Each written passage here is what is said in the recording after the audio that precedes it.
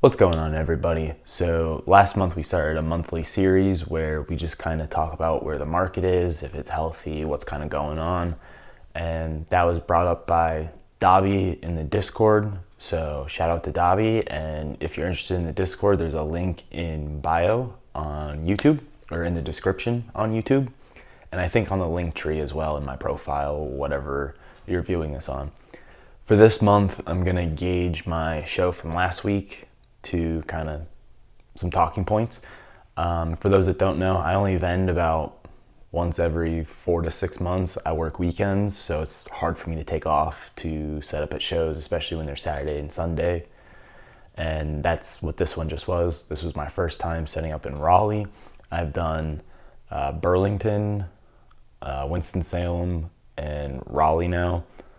I probably won't go back to Winston-Salem. Burlington was good. Raleigh was really, really good. Best show I've ever had was in Raleigh, actually. So, if that gives you any idea of where this video is going to go, I mean, right there.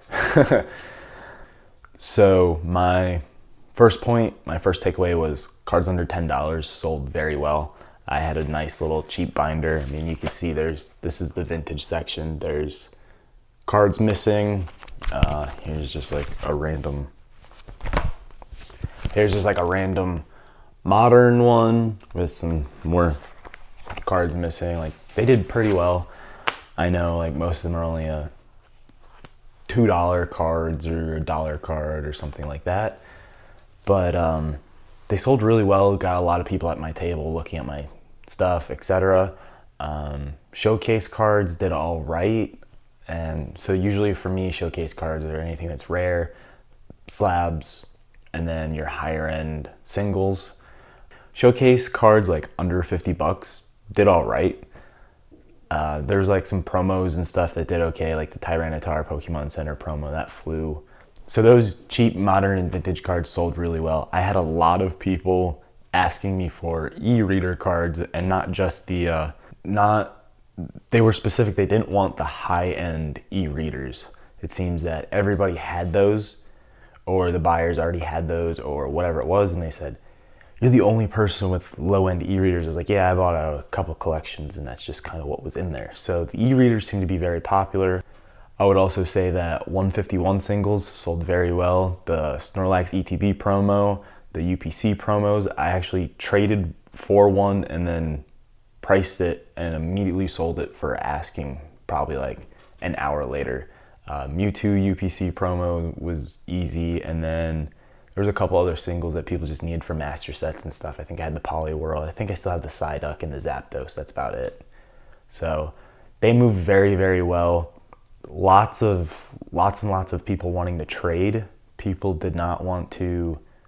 151 sealed moved very well at market price even.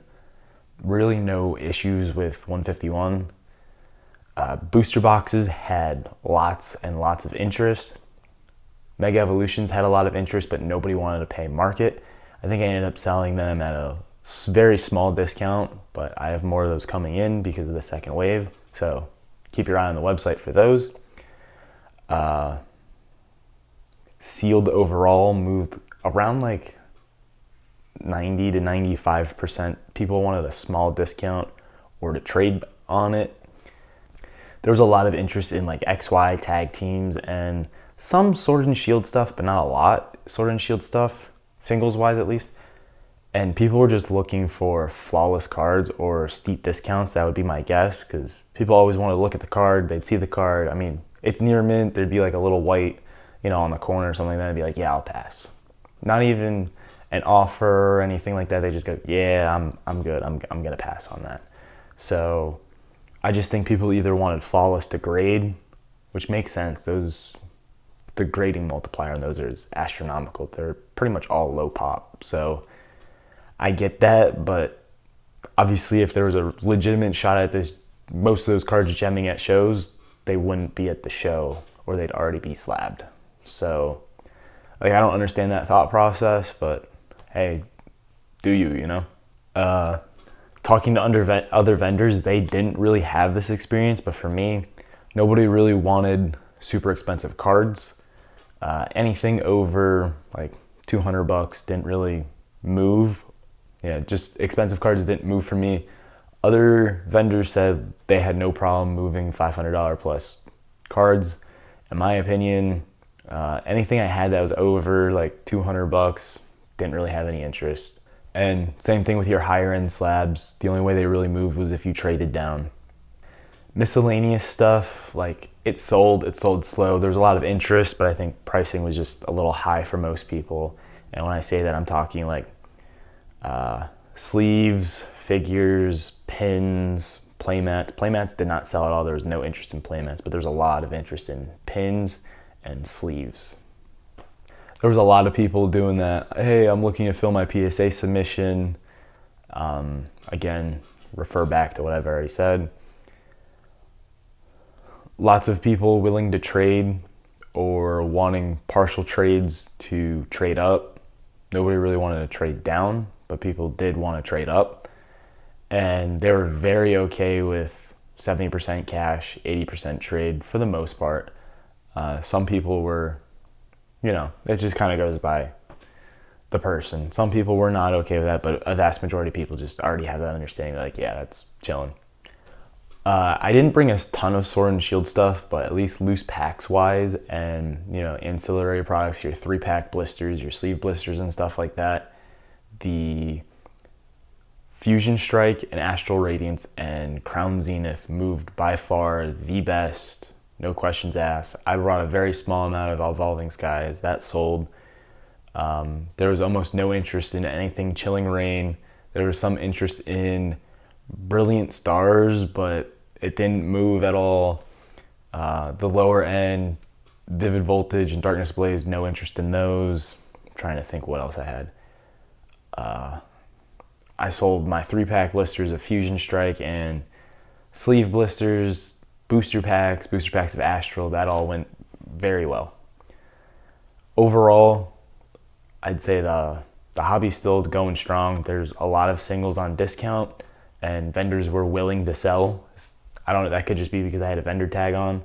I'll show some of my pickups. I can't exactly remember what I traded for and bought off the top of my head. Some of them I will, some of them I won't. But it was a great show. I think everything's still moving strong. Singles, sealed, all of it, just great. Just a great show. I mean, even sports cards, my first couple sales were all sports cards. Junk slabs, some modern singles, and a lot of vintage singles, and I just kind of cashed out on some of that stuff, which was great for me. All right, so let's take a look at some of these singles I grabbed. All right, so now that we rearranged the camera and everything, let's go through everything we picked up. I traded for this. I can't remember what I traded for. Trade for this as well. I can't quite remember what I traded it for.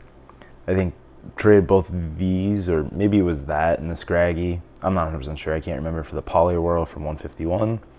My girlfriend says me and Scraggy look alike because we both got big ass heads. Traded a bunch of miscellaneous like booster packs and stuff for this one. Another vendor came by and just said market for market. So I think I traded a bunch of Fusion Strike and Chilling Reign packs and some other stuff, and he gave me like $5 on top for the Roaring Moon. Shinji Kanda artwork, I mean, absolutely amazing.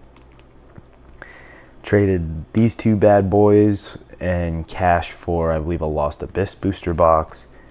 Traded this and a card for my Test Unravels Master Set and cash for V-Star Universe. Can't remember what I traded this for. Shout out Eric for the Pikachu Sun and Moon promo. I believe this is from Team Up. Eric, you're the man. Thank you. Lightly played. That's PC. These two have like little dots or something on the back. They're probably still near mint, but I have to finish checking those out. Traded for those. Can't remember what I traded for Marshadow, but I love this card with the Pikachu. These are all going to be damaged. I think I paid like 70% damage price for these. And yeah, I mean, you can't go wrong with tag teams and stuff like that. Magikarp, that was like $400 last week or 2 weeks ago. Obviously, I did not pay the sticker price. Relatively clean, decent centering. I don't think it would gem though. Underrated card. Look at the texture on that. Absolutely beautiful. I think I paid like $15. Very clean. Steam Siege kind of sucks. These are all Destined Rival singles.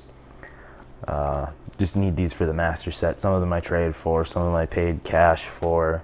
Trade a 151 booster pack for that. This was part of the trade for one of the Japanese booster boxes. Trade a Legendary Warriors and cash for the Nidoking. I traded a Twilight Masquerade booster box plus cash for this bad boy. And I think I have another one raw that'll probably grade about something similar, so I'll probably end up selling one. And I paid like 70% for this bad boy as well. And that's all the pickups. Overall, great show. Lots of people wanting to trade, and perfectly okay with taking 70% cash or 80% trade. People love to trade down, or people would like to trade down the price of larger end slabs and then just pay the rest cash. So it worked out very well. Yeah. If you guys liked the video, smash that like button, hit that subscribe button for more Pokemon content. Drop me a comment. I respond to everybody as long as you leave me a comment that I can actually respond to. Head on over to my website, maxpacks.com, buy some booster boxes, sign up for emails so when we drop Mega Dream, you'll get notified. And we're still approaching our 100th order, so whoever places that lucky number 100, you're gonna get hooked up with some free booster packs and whatnot, just cause, you know, let's do a little give back. Appreciate you guys, and I'll see you on the next one.